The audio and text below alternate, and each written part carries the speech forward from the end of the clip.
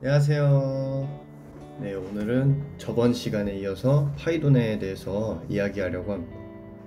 파이돈에서 가장 큰 주제는 영혼불멸과 이제 이데아라고 할 수 있는데요. 재판에서 사형을 선고받은 소크라테스는 사형 당일날 가족들과 시간을 보내고 뒤이어 이제 친구들과 이제 제자들을 만나게 됩니다. 소크라테스는 제자와 이제 죽음에 관한 주제로 이야기를 하다가 제자가 질문을 하면서 시작됩니다.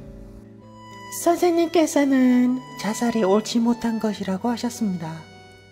그러면서도 선생님께서는 철학자는 기꺼이 죽어야 한다고 하셨습니다. 제 생각에 이 말씀은 앞뒤가 맞지 않는 것 같습니다. 라면서 질문을 합니다. 이 질문에 소크라테스는 답변하면서 이야기가 시작됩니다. 이제 소크라테스는 죽음이란 몸과 영혼이 서로 분리되는 것이고, 즐거움에는 몸을 통해 얻어지는 즐거움과 영혼이 지혜를 얻는 과정에서 나타나는 즐거움이 있다. 철학자란 영혼이 지혜를 얻는 과정에서 나타나는 즐거움을 추구하는 사람들이기 때문이지. 우리의 몸에 감각이 주는 정보를 통해서는 인간의 존재에 대해서 정확하게 파악할 수가 없고, 인간의 존재에 관한 어떤 진실이 아주 명료하게 드러날 때는 영혼이 사유를 할 때지. 그렇다면 영혼의 사유가 가장 잘 이루어질 때는 언제일까요?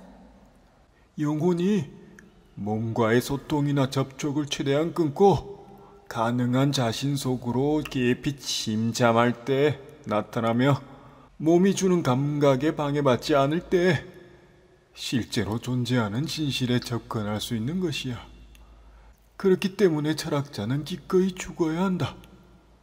그러니까 간단하게 이야기하면, 어떤 진리가 있다고 치면 우리가 몸을 입고 있는 한 추구하기가 어려우며 몸을 벗어나야 가까워질 수가 있는데, 진정한 철학자는 이런 것을 연구하고 추구하는 사람들이기 때문에 기꺼이 죽어야 한다. 그러면서 소크라테스는 자기가 난 이제 죽으며 가게 될 곳이 이러한 곳이며 이제 여정을 시작할 준비가 되었다.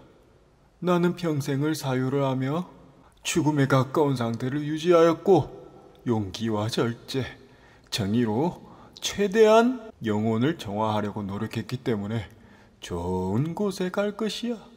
여담으로 이제 소크라테스가 광장에서 어떠한 사유에 빠지면은 그 자리에서 생각이 끝날 때까지 밤을 새면서도 가만히 이제 서 있었다고 합니다. 심지어 전쟁 중에도 어떤 생각에 잠기면 이렇게 밤을 새면서도 그렇게 깊게 사유에 빠졌다고 하더라고요. 아무래도 이제 그리스가 이제 따뜻하니까 가능한 일이지 않을까 생각해요. 그래서 이제 아테네 사람들이 소크라테스가 그렇게 서 있으면은 이제 지나치면서 아, 소크라테스가 또 무슨 생각을 하는구나 이러고 그냥 지나갔다는 이제 일화가 있다고 합니다. 이어서 제자가 또 다른 질문을 합니다. 선생님, 하지만 사람들은 영혼이 몸에서 분리되어 나오면 이제 더 이상 어디에도 존재하지 않고 숨이나 연기처럼 공중으로 흩어져 사라진다고 믿습니다. 제 생각에 선생님의 생각을 사람들이 믿는 것이 쉽지는 않아 보입니다. 소크라테스는 대립물이라는 개념을 가져와서 사후세계에 대해서 설명을 합니다. 다양한 예시를 드는데요. 이제 어떤 한상에 아름다운 것이 있으면 추한 것이 있고, 옳은 것이 있으면 옳지 않은 것이 있기에, 예컨대 어떤 것이 더 커졌다면 그것은 전에는 더 작았는데 그 이후에 더 커진 것이고, 어떤 것이 더 작아졌다면 그것은 필연적으로 전에는 좀 더 큰 것이 작아진 것이지. 이와 비슷한 예시로 더 강한 것은 약한 것에서 생겨났고, 더 느린 것은 더 빠른 것에서 생겨났다고. 모든 것은 이런 식으로 대립물에서 생겨나고, 모든 한상의 대립물 사이에는 이중적인 생성 과정이 있어서 대립물 중 어느 하나로부터 다른 하나가 생겨나고, 그렇게 생겨난 것은 자신의 대립물인 다른 하나로 되돌아가는 것이야. 그렇다면 깨어있는 것의 대립물은 자고 있는 것이고, 살아있는 것의 대립물은 죽은 것이야. 이 둘은 서로에게서 생겨나고 이 둘 사이에는 서로를 생겨나게 하는 이중적인 생성 과정이 존재하지. 그러므로 죽어있는 것은 살아있는 것에서 생겨나고 살아있는 것은 죽어있는 것에서 생겨나겠지. 이는 자연의 법칙이기 때문에 우리의 영혼은 죽은 자들의 영혼이 어딘가에 존재하고 있다가 다시 태어나는 것이야. 이런 순환이 없다면 모든 것이 똑같은 하나의 형태가 되면서 혼합되어져 생성 자체가 멈추게 될 것이야. 그 다음에는 이제 어떤 동일성, 즉 이데아에 대해서 설명을 하는데요. 이데아라는 이 명칭 자체는 플라톤 때부터 사용된 것 같습니다. 하지만 이제 비슷한 개념은 소크라테스 때부터 있었고요. 이 대화의 시작도 제자의 질문에서 시작되어집니다. 선생님께서는 우리가 배운다는 것은 단지 이전에 배웠던 것을 기억해내는 것이라고 하셨습니다. 지금 우리가 어떤 것을 기억해낸다는 것을 필연적으로 이전에 우리가 그런 것을 배웠음을 의미합니다. 이는 우리가 인간으로 태어나기 이전에 어딘가에서 존재해 있음을 의미합니다. 선생님, 이 부분에 대해서 더 설명해 주십시오. 어떤 두 통나무가 있다고 치면 두 통나무는 물론 다른 물체이지, 하지만 통나무라는 동일성을 지니고 있어. 비슷한 예시로 두 돌이 있을 때도 마찬가지지. 두 돌은 엄연히 다른 물체이면서 다른 모습을 지니고 있어. 하지만 돌이라는 동일성을 지니지. 두 동일한 물체들과 돌이나 통나무라는 동일성 그 자체는 다른 개념이지. 동일한 물체들과 동일성은 다르지만 우리는 동일한 사물을 보면서 동일성에 대한 지식을 가져오곤 해. 그러면서 동일성 그 자체는 동일한 사물들과 닮았을 수도 있고 덜 닮았을 수도, 닮지 않았을 수도 있겠지. 하지만 그것보다 중요한 것은 동일한 사물들을 보면서 동일성 그 자체를 떠올리는 것이야. 그렇다면 우리는 어떤 사물을 볼 때 그것과는 별개로 존재하는 어떤 다른 것, 동일성을, 즉 이데아라고 한다면 우리가 실제로 보는 사물은 이데아에서 왔으며 이데아의 형상을 따온 것이라고 합니다. 계속 이어서 설명을 하자면 우리는 우리의 감각을 이용해서 두 가지 통나무가 다른 물체지만 통나무라는 동일성을 가지며 같은 동일성에 도달하려고 하지만 거기에 미치지 못함을 알게 됩니다. 이 말인즉슨 우리가 같은 동일성을 가지지만 서로 다른 물체를 감지할 때 서로 다른 물체들이 같은 동일성에 도달하려고 하지만 도달하지 못함을 알게 됩니다. 이는 곧 우리가 태어나자마자 동일성에 대해서 배우지 않아도 알고 있는 것이라고 소크라테스는 설명하는데요. 이는 사물의 크다 작다의 개념뿐만 아니라 옳고 선하고 아름다움과 같은 이런 진선미와 같은 어떠한 개념적인 부분에서도 그 자체라고 말할 수 있는 것이 있고 모두 적용이 된다고 합니다. 이제 자체라는 표현을 쓴 거는 이제 그런 어떤 동일성이라는 것이 상대적이지 않고 절대적으로 존재한다, 이런 것을 표현하려고 사용한 것 같습니다. 어떤 절대적인 지식이 있다, 이제 그런 것을 표현하려고 한 것 같습니다. 반대로 우리가 이제 감각하는 것은 어떤 절대적인 그것이 상대적인 모습으로 우리 눈앞에 나타난 것이겠죠.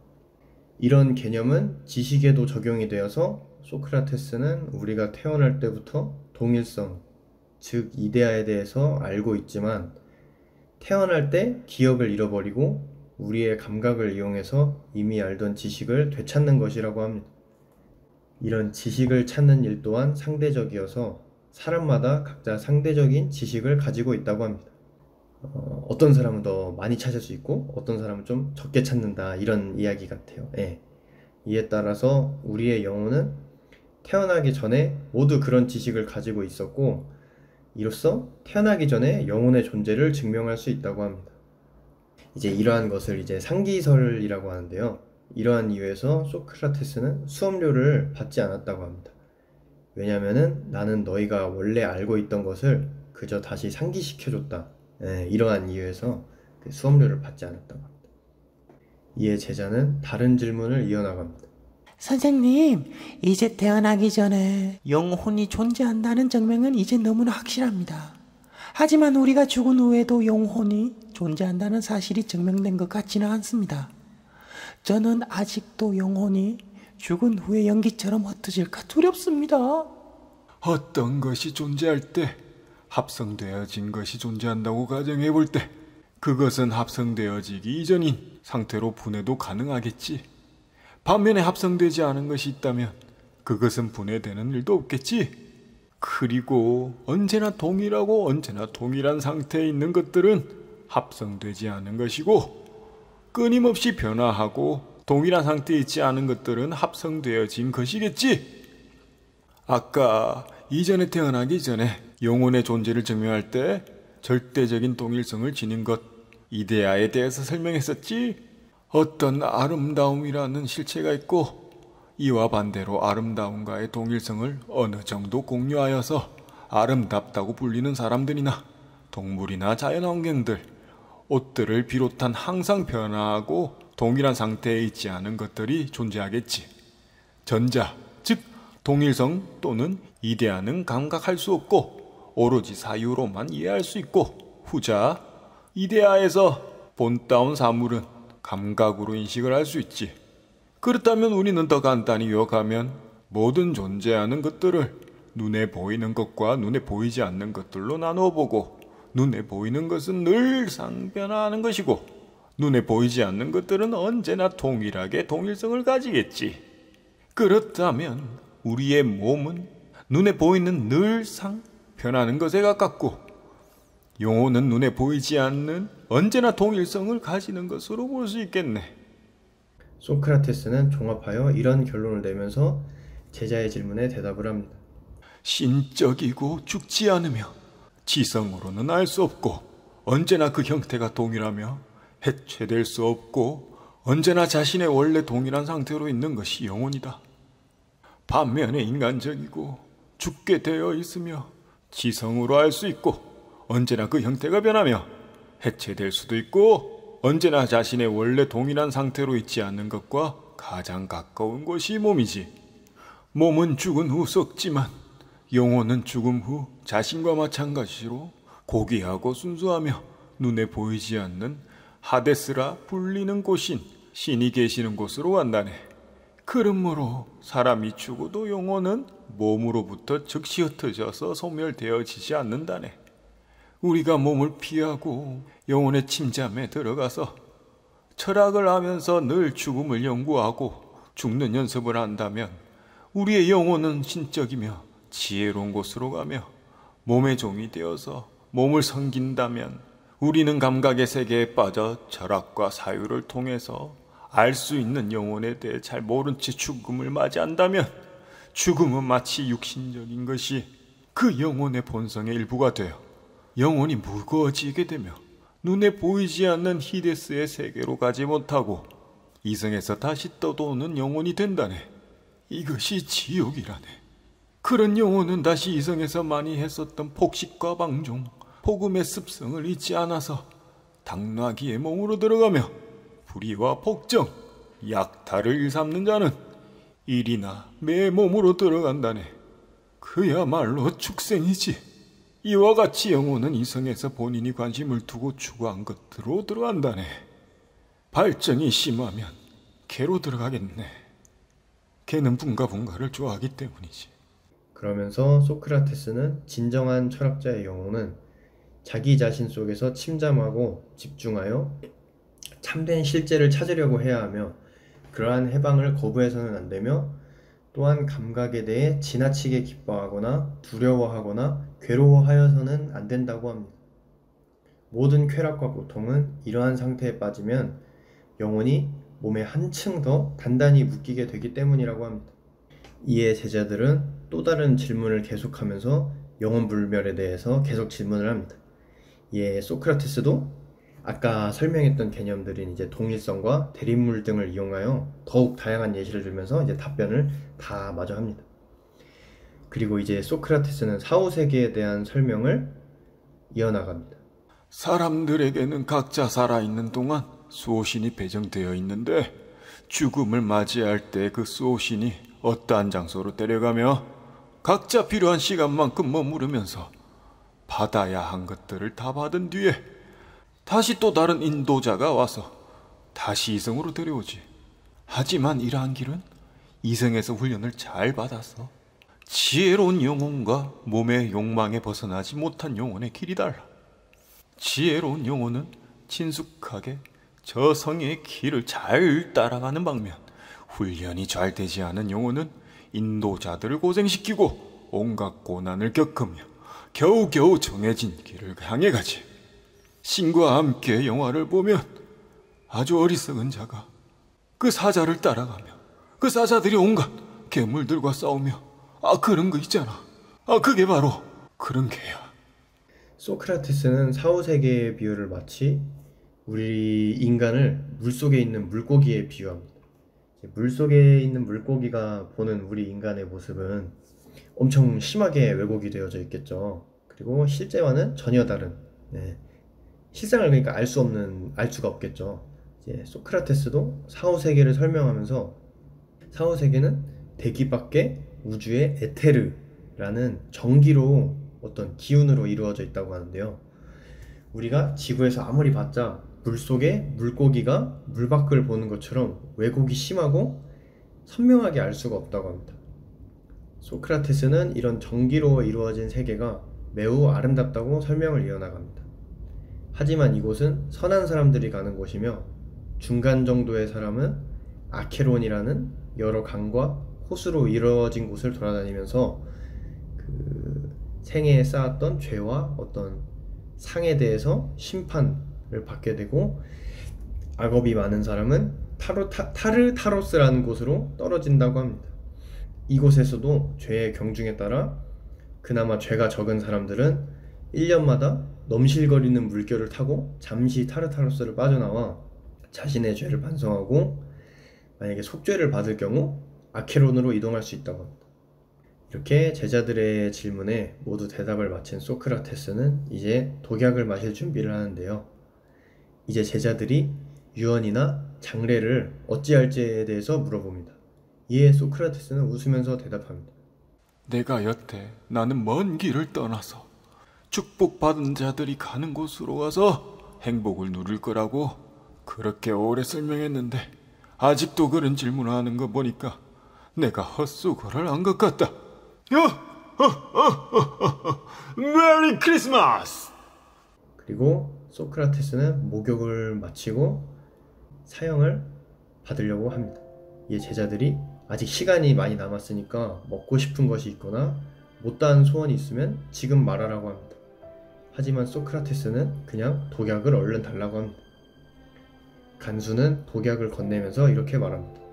다른 것은 하실 일이 없고 이 약을 다른 것은 하실 일이 없고 이 약을 마신 후에 다리가 무거워질 때까지 걸어 다니시다가 누우시기만 하면 됩니다. 그리고 소크라테스는 약을 마시고 이리저리 걸어 다닙니다. 이때 제자들은 모두 통곡을 하면서 웁니다. 그리고 소크라테스는 다리가 무거워진다며 침대에 누우면서 이제 죽음을 맞이하는데요. 마지막 유언이 이제 어술의 신이 독약으로 나에게 영성을 줬으니 의술의 신에게 빚을 지었으니 그 빚을 소홀히 하지 말고 반드시 갚아야 된다. 유언을 남기며 이제 죽음을 맞이합니다. 네, 이제 여기까지가 파이돈의 내용이었고요. 이제 향연의 내용을 짧게 설명해드리고 마무리하겠습니다. 향연은 이제 아가톤이라는 작가가 비극 경연 대회에서 우승하면서 지인들과 소크라테스를 초대하면서 시작되어집니다. 이제 이 모임에서 각자 연애의 신인 에로스를 예찬해보자는 제안이 나옵니다. 그리고 이제 각자의 방식으로 에로스에 대한 예찬을 하는데요. 먼저 파이드로스라는 자가 예찬을 시작합니다. 파이드로스는 에로스가 우리에게 가장 훌륭한 미덕을 행할 동기를 부여해 준다고 합니다. 연애 감정을 가진 사람은 서로를 의식해서 그들의 행위에서 미덕을 행할 가능성이 높아진다고 예찬합니다. 그 다음으로는 파우사니아스라는 자가 예찬을 시작합니다. 파우사니아스는 에로스 신이 하나가 아니라 둘이라고 말합니다. 범속의 에로스는 성적인 욕망을 추구하는 연애이며 천상의 에로스는 아름다운 미덕을 추구하면서 하는 연애라고 합니다. 세 번째는 에릭시마코스라는 자가 예찬을 시작합니다. 에릭시마코스는 모든 사람 안에서는 에로스 신이 활동하고 있으며 에로스는 자신에게 결핍된 아름다움을 욕망하고 추구하는 것이라고 합니다.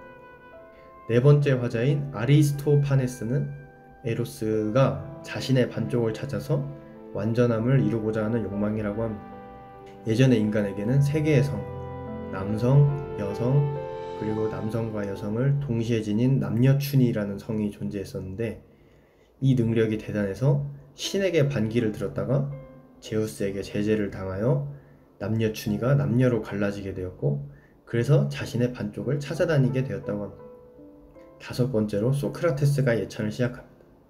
소크라테스는 에로스는 자신에게 결핍된 것을 향유하고자 하는 욕망이며 죽을 수밖에 없는 필멸의 존재인 인간이 불멸과 불사를 획득하려고 하는 것이라고 합니다. 소크라테스는 에로스는 한 사람과 연애를 하는 것으로 시작하여 아름다운 일과 미덕을 연애하는 것으로 발전하고 거기에서 아름다움 그 자체, 즉 이데아를 관조하고 직관할 때에 완성되어진다고 합니다. 철학이란 이런 이데아를 알아가기 위해 하는 것이고 이데아에 대한 지식을 얻어 진정한 지혜에 이르는 것이 고유한 에로스가 된다고 합니다. 네, 이제 여기까지가 파이돈과 에로스의 내용이었습니다. 시청해주셔서 감사합니다.